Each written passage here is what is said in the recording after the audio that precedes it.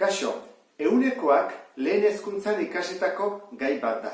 Orain guk egingo duguna izango da, sakondu eta hitz berriekin landu. Lehenengoa, gogoratu zaitezte, ehunekoa idazten da, aurretik ikur hau, ehunekoa esan nahi du, eta atzetik zenbakia. Zer diferentzi dago ehuneko hau eta 70 artean?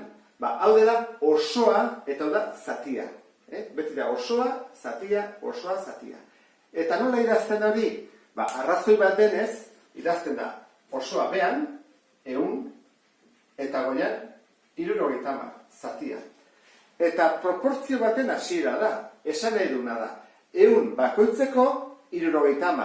Orduan, esan nahi duena da, 100, 70, guk 100 izan behar dian, izango genitu 200, goian izango genitu 150. Eta behan erdia izango bagenu 50, goian ere erdia, 35. Ikusten duzuen bezala, proportzio bat lantzen du honek. 70 zati 100, edozein zatekin jadezakegu, eta horren proportzioa dugu.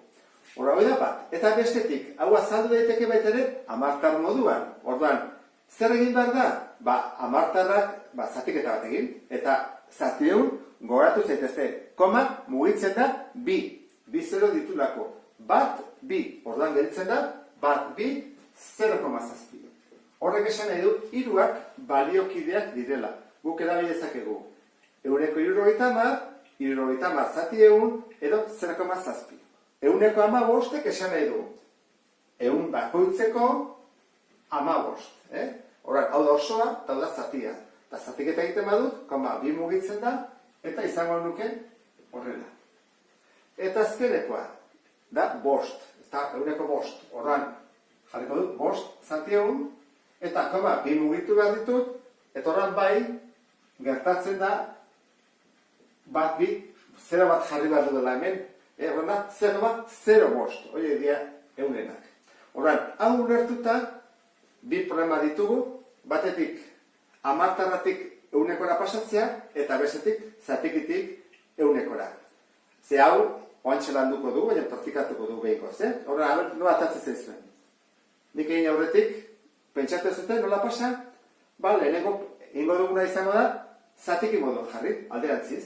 Horren hau da, 25, eta behan, 100. Eta hori zer da, ehuneko 25. Hoi da, modu bat. Bigarrena, zatikirik ehunekora.